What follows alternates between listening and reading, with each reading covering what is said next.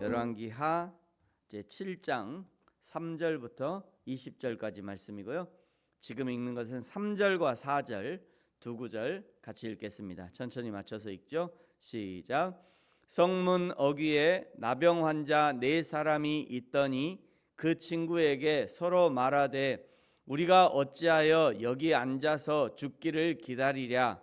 만일 우리가 성읍으로 가자고 말한다면 성읍에는 굶주림이 있으니 우리가 여기서 죽을 것이요 만일 우리가 여기서 머무르면 역시 우리가 죽을 것이라. 그런즉 우리가 가서 아람 군대에게 항복하자. 그들이 우리를 살려두면 살 것이요 우리를 죽이면 죽을 것이라 하고. 아멘. 7장 1절에서 엘리사가 굶주린 사마리아 성에 내일 이맘때에 모든 것이 정상으로 회복될 것이라고 예언을 했지만 이스라엘의 한 장관은 믿지 않았을 뿐 아니라 창세기의 기사 하나님이 하늘에 창을 낸들 하면서 선지자 엘리사를 조롱했었습니다. 3절에서부터는 아람 군대에 둘러싸인 사마리아 성에서 하나님이 어떤 일을 하셨는지를 보여주는데요. 3절에 나병 환자 4사람이 어차피 여기서 굶어 죽으냐 차라리 나가서 죽자 하고는 아람 진영으로 내려갑니다. 그런데 5절에 보니까 아람 진영에 가보니 아무도 없습니다. 무슨 일이 일어났느냐면 6절에 주께서 아람 군대에게 병거 소리와 말소리와 큰 군대의 소리를 듣게 하셨습니다. 하나님의 기적을 보여주신 거죠. 그러자 7절에 모든 군사들이 장막과 말과 나귀를 버리고 다 일어나서 도망가 버립니다. 나병 환자들이 아무도 없는 아람 진영에서 8절에 일단 배불리 먹고 마시고 은과 금과 의복을 가지고 가서 감추고 그러다가 정신이 들어서 9절에 우리가 이렇게 해서는 안 되겠다. 오늘은 아름다운 소식이 있는 날이거늘 우리가 여기서 침묵하고 있다면 만일 밝은 아침까지 기다리면 벌이 우리에게 미칠지니 이제 떠나 왕궁으로 가서 알리자. 10절에 먼저 문지기에 가서 말하고 문지기가 왕궁 내시에게 말하고 내시는 왕에게 보고합니다. 그런데 12절 왕도 믿지 못합니다. 아마 우리를 유인하기 위해서 들에서 매복하고 있을 것이다. 그러자 신하중 한 사람이 그러면 정탐을 보냅시다. 그러면서 13절 하반절에 보시면요. 성문에 남아있는 말 5마리를 취하고 사람을 보내 정탐하게 하소서. 그것들이 성중에 남아있는 이스라엘 온 무리 중 멸망한 이스라엘 온 무리와 같으리이다. 이게 무슨 말이냐면 이 마병들은 성중에 남아있더라도 다른 사람들과 마찬가지로 죽임을 당하게 될 것이고 서로 적진에 들어가 붙잡히더라도 싸울 힘이 없어 점령당할 사마리아 성민과 같이 죽을 것이니 어차피 결과는 마찬가지 아닙니까? 그러니까 정탐을 보냅시다. 이런 의미입니다.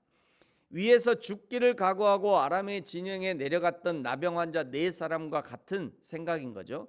그리고는 정말 내려가 봤더니 아람 사람들이 급히 도망가느라고 옷도 벗어버리고 병기도 다 버리고 도망간 것이 확실해졌습니다.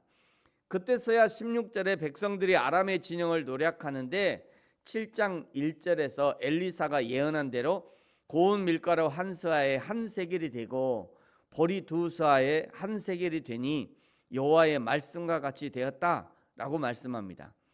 자기 아기까지 잡아먹던 백성들이 이런 소식을 들으니 너도 나도 성문 밖으로 내려가려고 서로 밀치면서 17절에 보시면 왕이 성문을 지키라고 세워놓은 그 장관, 전에 엘리사의 예언을 멸시했던 그 장관을 밟고 지나가 버립니다.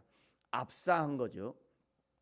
16절의 예언과 그리고 17절의 두 가지 예언의 성취가 기록되어 있는데요. 첫 번째는 경제의 회복이죠. 엘리사는 고운 가루 한 스아에 한 세겔을 하고 보리 2스아에 한 세겔을 하리라. 1절에서 그렇게 왕에게 예언했는데 그것이 정확하게 성취된 것입니다. 두 번째는 장관의 죽음이죠. 엘리사는 하나님의 약속을 믿지 못했던 장관에게 네가 네 눈으로는 볼 것이다. 그러나 그것을 먹지는 못할 거다 라고 심판적인 예언을 했는데 이 예언도 정확하게 이루어진 것입니다. 그 장관이 성문의 출입을 통제하던 하던 중 백성들의 발에 밟혀 죽음으로써 그 곡식을 맛보지 못했다. 이것은 하나님의 약속을 믿지 않는 사람들에게 적용되는 것입니다. 출애굽 과정에서 여호수아와 갈렙 외에 모든 이스라엘 백성들은 하나님의 약속을 믿지 못하여 하나님을 원망하고 지도자 모세를 반역했습니다. 그 결과 여호수아와 갈렙 외에는 아무도 가나안 땅에 들어가지 못했던 거죠. 이 일을 히브리서는 이렇게 평가해요. 히브리서 3장 17절부터 보면요. 또 하나님이 40년 동안 누구에게 노하셨느냐? 그들의 시체가 광야에 엎드러진 범죄한 자들에게가 아니냐? 또 하나님이 누구에게 맹세하사 그의 안식에 들어오지 못하리라 하셨느냐? 곧 순종하지 아니하던 자들에게가 아니냐? 이로 보건대 그들이 믿지 아니함으로 능히 들어가지 못한 것이라. 지금도 하나님의 구원을 믿지 않는 사람, 믿지 않는 많은 사람들은 밟혀 죽은 장관과 같이 구원의 소식만 듣고 그 구원에는 참여하지도 못하고 죽어가는 것입니다. 예수 그리스도를 믿지 않는다는 것은 지금 교회 다니고 안 다니고의 문제가 아닙니다. 앞으로 천국에 들어가냐 안 들어가냐의 그 문제도 아니에요. 이미 그들이 죽어가고 있다는 겁니다. 눈앞에 아람의 군사들이 놓고 도망간 그 풍성한 곡식들을 눈앞에 두고도 믿지 않으니 취할 수 없었던 거죠. 한편 문을 지키고 있던 장관을 백성들이 밟았다라고 하는 이 표현은 매우 엄격하고 잔인한 의미를 담고 있습니다. 왜냐하면 이 말은 토기장이가 진흙을 이기기 위해서 밟는 거 있죠. 그런 걸 좀 보면 좋은데, 그 토기장이가 진흙을 이게 밟는 이유는 뭐냐면 그 진흙 흙 사이사이에 있는 공기를 빼기 위해서 밟는 거거든요. 왜 그러냐면 공기가 들어있으면 이게 깨져요. 나중에 팽창하면서 깨집니다. 그래서 진흙 그 옹기를 구울 때 진흙을 아주 발로 아주 꼭꼭 밟죠. 그런 단어를 쓰고 있어요. 하나님이 마치 통의장이신 여호와 하나님이 하나님의 말씀을 듣지 않는 그 사람을 진흙을 밟아 이기듯이 그렇게 밟는다는 거예요. 여러분, 우리도 하나님의 말씀을 듣고, 어제 수요일에도 좀 비슷한 말씀을 했습니다만, 하여튼 말씀이 계속 연결돼 가지고 어제 한 말 또 하는 것 같고 또 하는 지난주에 한 말 또 하는 것 같고 그러긴 한데, 근데 성경 말씀이 다 연결되는 거예요. 어제도 제가 수요일에도 이렇게 말씀드렸습니다만, 하나님의 말씀을 듣잖아요. 하나님의 말씀을 들을 때 하나님이 뭔가 이게 깨닫게 하시죠. 아, 그게 그거구나. 아, 그럼 나는 이렇게 해야 되겠구나. 이렇게 깨닫게 하셔요. 그 깨닫게 하시면 이 교회당 문을 나갈 때 싹 잊어먹고 가면 안 돼요. 그걸 가지고 가야 돼요. 그걸 집으로 가져가시고 삶의 현장으로 가져가시고 이웃과 함께 있을 때 그때 가져가시고. 그래서 하나님이 깨닫게 하신 거, 그거를 그 다음에는 실천하는 단계까지 가야 됩니다. 내가 하나님이 섬기라 하시는, 혹시라도 하나님이 섬기라고 하는 마음을 주시면, 그래 내가 오늘 섬기라고 하셨지, 하나님 오늘 아침부터 섬기라고 하셨지, 그래 내가 오늘 이 남편을 어떻게 섬길까, 이 아내를 어떻게 섬길까, 그러면 내가 오늘 이 남편과 아내를 섬기기 위해서 그래 내가 오늘 평소에 안 하던 미역국이라도 끓여줘야지 하고 정성스럽게 국을 끓인다든지, 내가 평소에 안 하던 사랑합니다 이 말 오늘 한번 해야겠다. 왜? 오늘 아침에 하나님이 사랑하라 말씀하셨으니까. 그래 내가 평소에 하기 싫은, 하기 너무 어려운 이 사랑하는 말, 사랑한다는 말, 그 한마디 오늘 기필코 내가 던지리라. 그게 적용인 거예요. 거기까지 가야 돼요. 근데 사람들은 그냥 말씀을 듣고 감동을 받고 교회당 나가면서 싹 잊어먹고 가죠. 그리고 또 집 문 열려고만 또 폭발하고요. 그렇게 하면 안 된다고요. 하나님의 말씀은 들었으면 듣고 끝나면 안 됩니다. 듣고 끝나면 그 다음에, 듣고 나서 그 다음에 내 삶 가운데 실천하는 데까지 가야 돼요. 근데 실천해봤더니 가서 진짜 어렵게 각오해가지고 여보 사랑해요 했더니 무슨 사랑은 무슨 사랑은 개나 줘버려요. 만약에 누가 그런다면, 어떤 사람이 그런다면, 내가 이럴 줄 알고 내가 일 안 하려고 그랬는데 오늘 내가 은혜 받고 와서 한마디 했더니 이렇게 하면 안 되고, 내가 그렇게 말을 했더니 그 사람이 퉁명스럽게 반응을 하잖아요. 그러면 그 열매를 가지고 와야 돼요. 그 열매.